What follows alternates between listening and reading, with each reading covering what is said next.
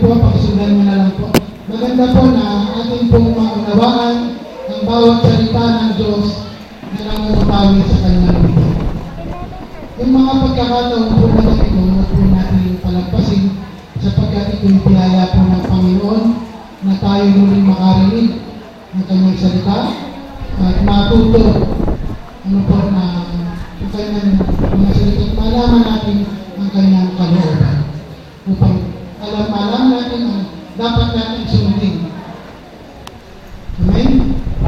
Hindi po tayo narito para lang maging maka-comply o para masabi tayo ng simba. Hindi po natin ito ginagawa dahil tayo ng religyoso. Kung hindi, magkaroon po tayo ng tunay na relasyon sa ating Panginoon.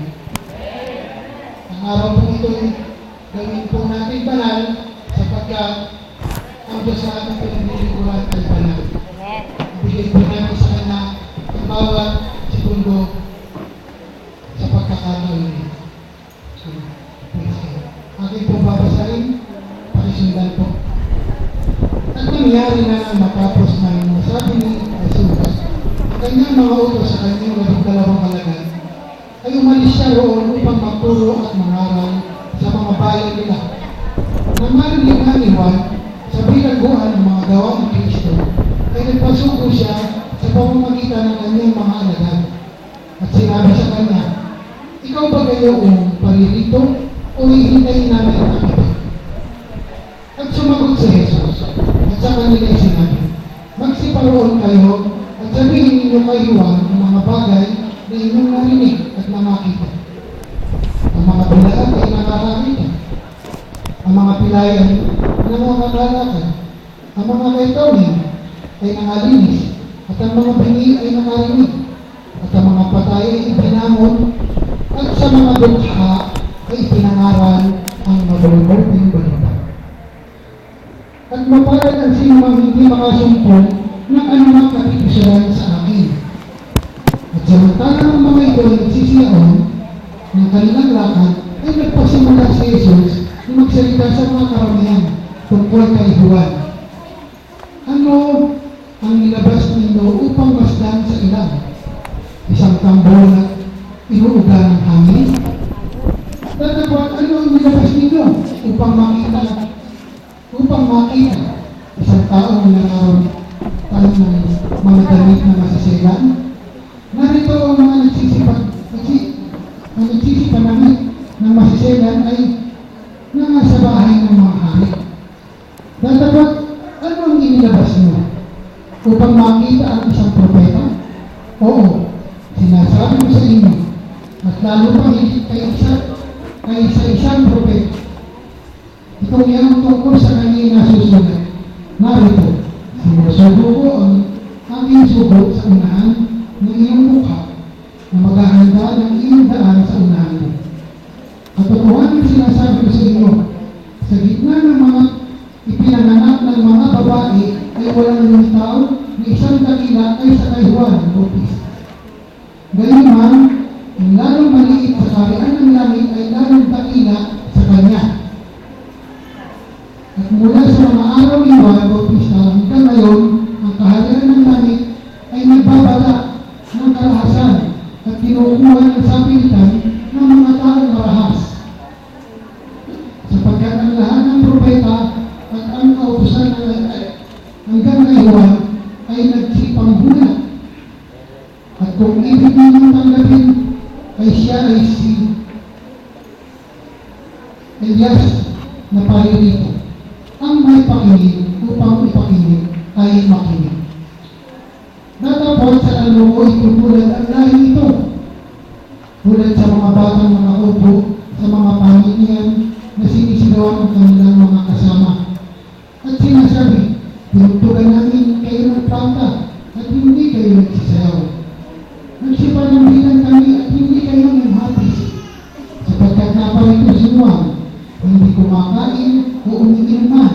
At sinabi nila, sa'yo mayroong demonyo. Naparito ang anak ng tao na kumakain at umiinom. At sinasabi nila, narito ang isang matakaw na tao at isang manginginom ng alak, isang kaibigan ng mga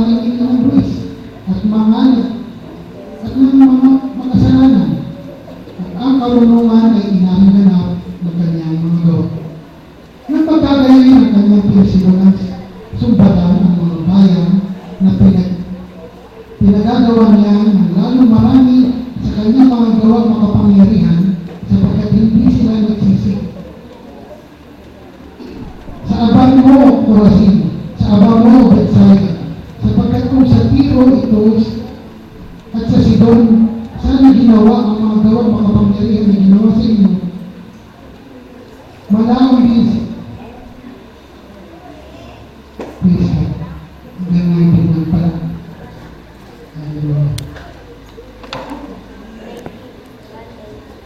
Dito po, tayo po ay malalangit pa sa mga ito. Panginoon, maraming pong salamat naman sa iyong mga salita. Pagkawalan po kami tulong, Panginoon. Pagkawalan po kami gabayan. Lord, nalangin ko po sa pag-aaral namin sa mga oras nito ng iyong salita, Panginoon. Ikaw ang siyang mausap at magpaunawa sa bawat isa. Lord, wala po akong magagawa, wala po akong kakayaan.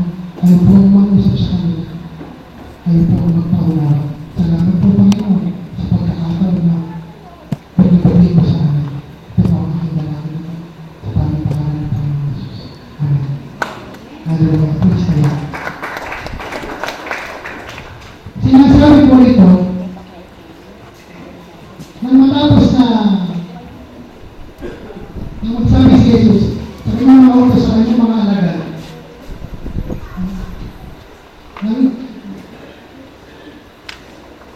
ay umuli siya noon upang magturo at mangaral sa mga bayan nila. Nang marinig nga ni Juan na si Jesus, ang mga ginagawa ni Jesus, siya nagpasugo, nagpasugo po siya ng kanyang mga alagad. At tinanong, siya ba ang paririto? Ikaw ba ang paririto? O mag-iintay pa kami ng iba? Ano ba? Kung atin pong iisipin, si Juan po, Bautista, siya po yung, nung nasa sinapupunan pa lamang siya, ng kanyang ina, at si Jesus ay nasa sinapupunan din ng kanyang ina, nung makita po yung dalawa, gumalaw po si Juan sa sinapupunan ng kanyang ina, at nagpuri. Ano po? Nasa tiyan pa lamang po si Juan, kilala niya na si Jesus. Alam na niya. Kaya sinisigaw niya, mas dakila ang sumusunod sa akin. Siya ang magbabautismo sa inyo, sa Espiritu at sa apoy. Si Juan po yung naghanda ng daraanan ng Panginoong Jesus.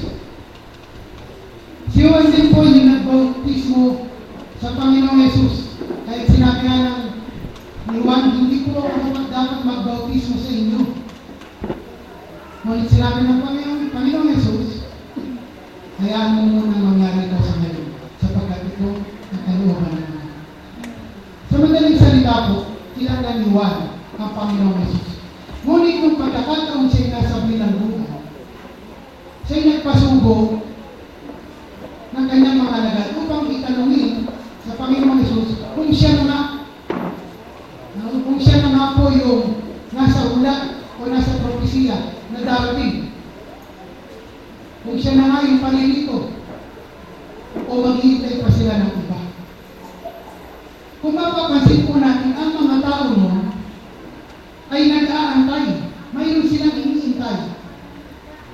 Mayroon silang iniintay na darating upang magpalaya sa kanila.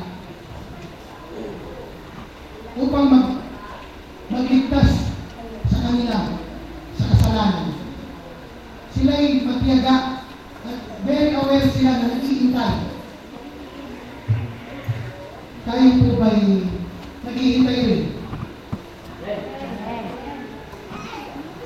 Kung mapasin mo natin, sila nag-iintay kaya nagtatanong si Juan.